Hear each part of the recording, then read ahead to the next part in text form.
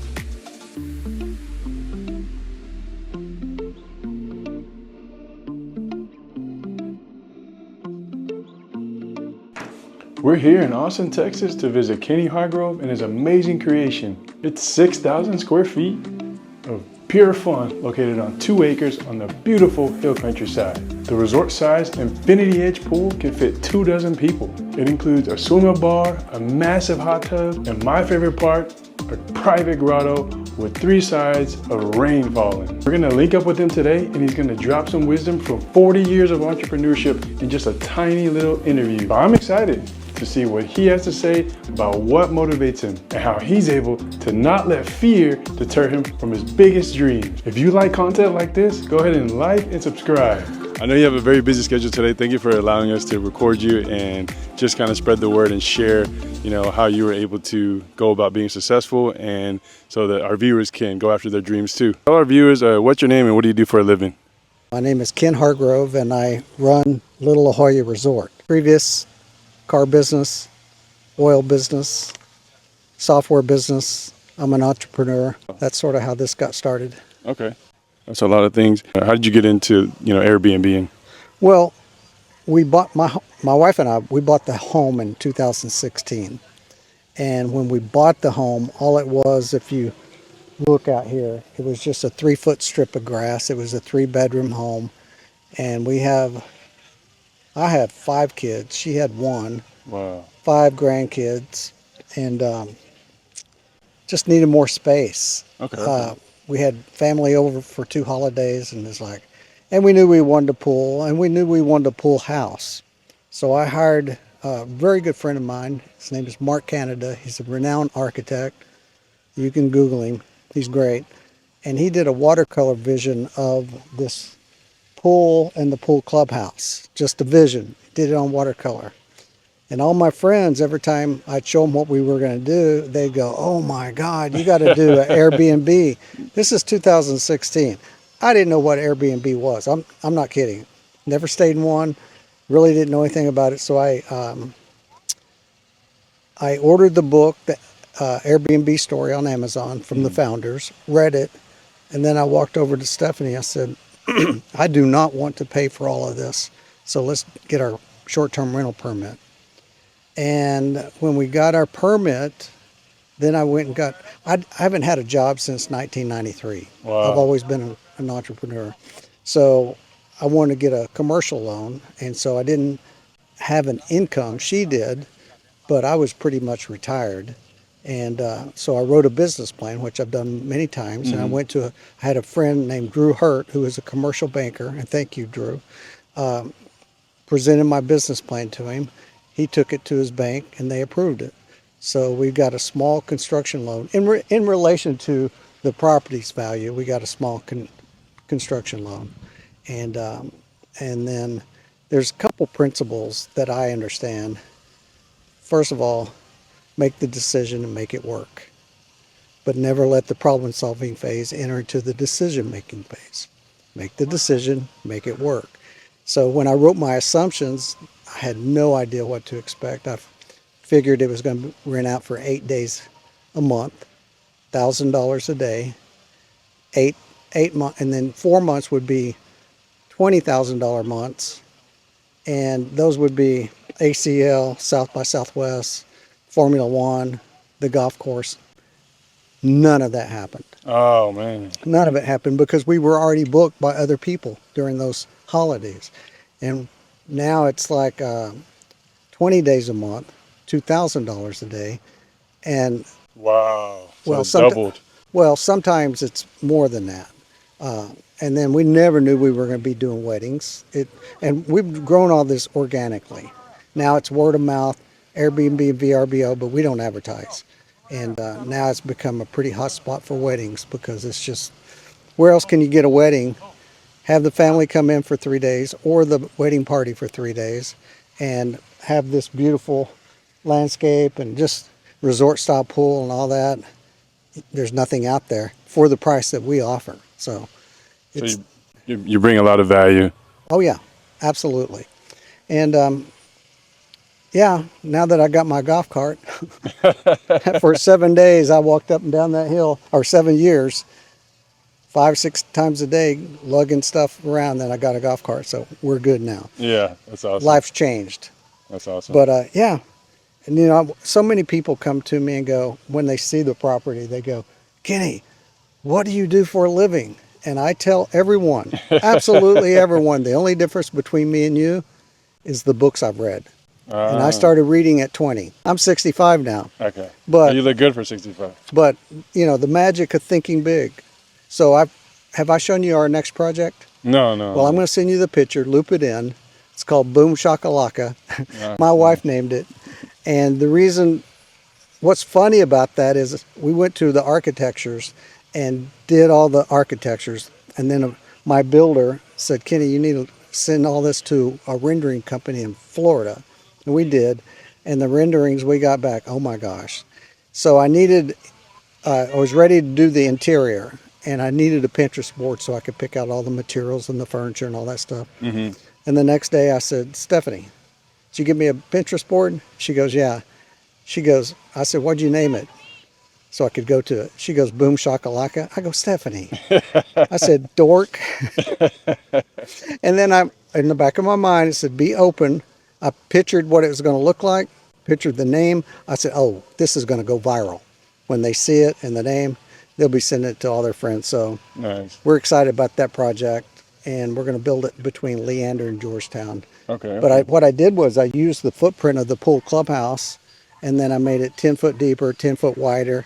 I put bedroom, stacked them, and then 4 bedrooms on the other side, brought it out into a horseshoe shape. Wow. And all the bedrooms have glass walls looking out into the resort pool and the landscape and all that. It's pretty spectacular. And after I got through, I said, Stephanie, I should have been a designer the whole time.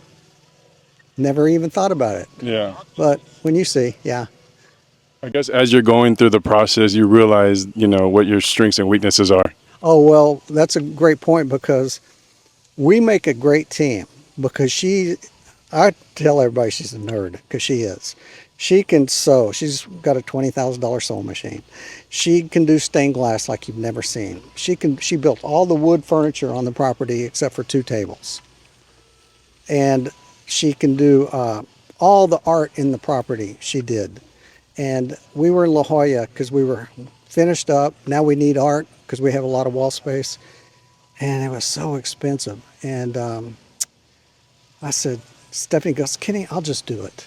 Wow. I said, Stephanie, have you ever done art? She goes, no, but I can do it. I said, okay. And then she started knocking it out. It's a trip. Yeah. She's a very, very talented woman. Yeah. And she completes me because I'm none of those. I'm the design guy, I'm the visionary, and I'm a rainmaker. But she's mechanical. And no, there's no way I could have done all this without her. Oh, that's awesome. Yeah. It kind of brings me to our next question. So how important is it to choose the right partner in life, and what are your thoughts on that? Good luck. Oh, there's a lot of thoughts on that. I didn't come into my own till I was around 50. Wow. It's been a struggle. Always ambitious. Couldn't get out of my own way. And I remember for 3 years, I probably went on 100 dates. And I'm not kidding. That's not an exaggeration because I'd been divorced for 13 years and I wanted to get married to find someone to build a life with. And I don't think Stephanie understood what I meant by build a life with because, oh my gosh, we did all this project in 3 years. Wow. And yeah, and we've been through COVID. We went through the rate hikes. We went through the blackouts. We started out, we bought a 50-foot, what do you call those mobile homes, or not mobile, but fifth wheel. And it Okay. was too small. We were about to kill each other. And so then we bought a $400,000 motorhome, and we've never driven it once. It was just so that we could manage the property. Okay. And I'm a systems guy. So, yeah, if she wasn't here, no, none of this would happen. So, to answer your question, Yeah. but you don't know. I mean, you just got to have faith. And I go back to, have I already said, never let the problem-solving phase enter into the decision-making phase? Yeah, I think Already that's Okay, good well, words there. In addition to that, you have to have the end in mind. And that comes out of Stephen Covey, 7 Habits of Highly Effective People. And so once you have a vision, then it's just an algebraic equation. But most people have to have all the solutions. Worked out prior No, to. that's not me. I I work it as I go. And it's amazing how it will work. And some solutions don't come to you until 4 years later. It's a trip. Wow. I don't know how to explain that. It just is. And you talk to any entrepreneur, they'll tell you what they know today is not what they knew when they got started. Yeah. And another thing is, you'll learn in life that the team you start with is not the team you finish with. It just constantly evolves. And you have to let it happen, not make it happen. I know that was the hardest one I had to learn, is let it transform, because some things are happening now with our business never expected. 4 or 5, well, we're in this business almost 7 years now, but it's all good. But never would have ever dreamed that that's taking place now. So, but entrepreneurs understand this. Right. So, and it's not for everybody, because when I first met my wife, she goes, "Don't you worry?" I go, "I never worry." She goes, "You don't ever worry?" I go, "No." And she'll tell you, I don't ever worry. There's always a solution. Now, sometimes you have to meditate on it, and you have to think about it. And a lot of times it'll come to you in your dreams, or you'll be driving down the road, or you'll be in the shower, or whatever. And it's like, there you go. Yeah. We're good.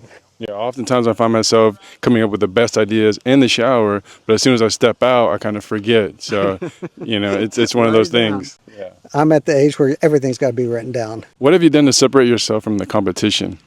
I never once thought about any competition. Wow. I have a timeshare in Carlsbad, California, and I lived in the La Jolla area, and this is called Little La Jolla Resort. We didn't originally name it. We called it Little La Jolla. But every time our guests came, they would go, "Man, this is like our own private resort."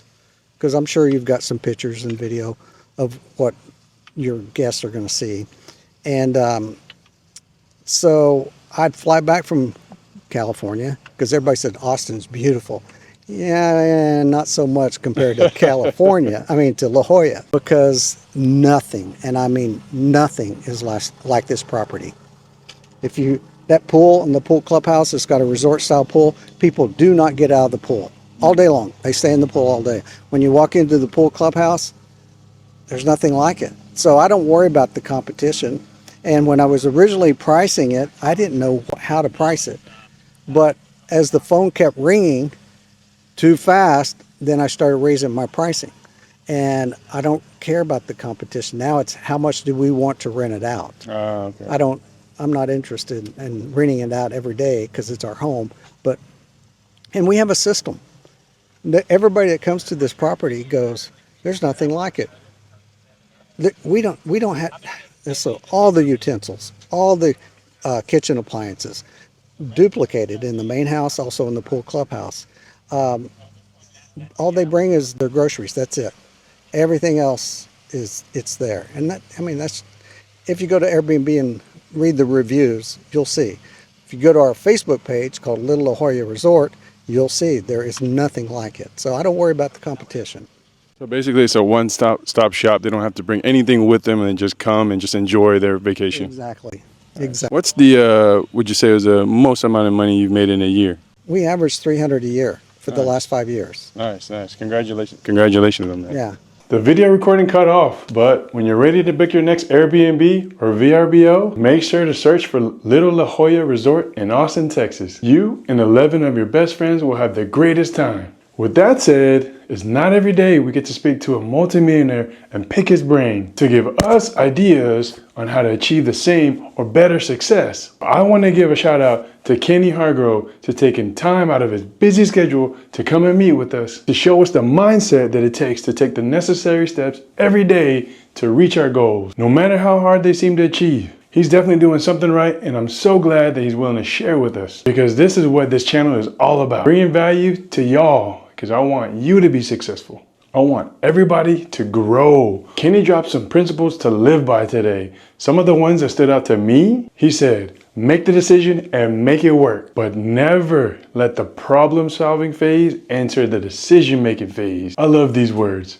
I don't know how many good ideas have been shot in the foot because a person thinks, well, wait a minute, once I get to step 2, step 3, how do I cross that bridge? And then never even start step 1. So what Kenny's saying is forget all that, start step 1. When you get there, you'll see how to figure out step 2. Another takeaway I got from Kenny was when he said, when people ask him what he does for a living, he responds, the only difference between me and you are the books I read. There's a special place in heaven for people like Kenny.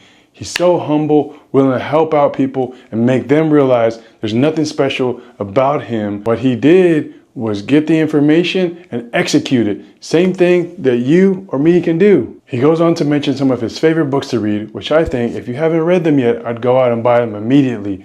First one is by David Schwartz, The Magic of Thinking Big. The second one that he mentioned that you should go buy right away are The 7 Habits of Highly Effective People by Stephen Covey. Both of these books, Kenny mentions, focuses on having a vision and just going for it and not worrying about having every solution for every single kink worked out before you begin. Lastly, Kenny dropped another nugget of wisdom when he said, let it happen, don't force it to happen. He goes on to say that in the 7 years since he started Little La Jolla, many things happened that he never could imagine would be a problem or solution to that problem.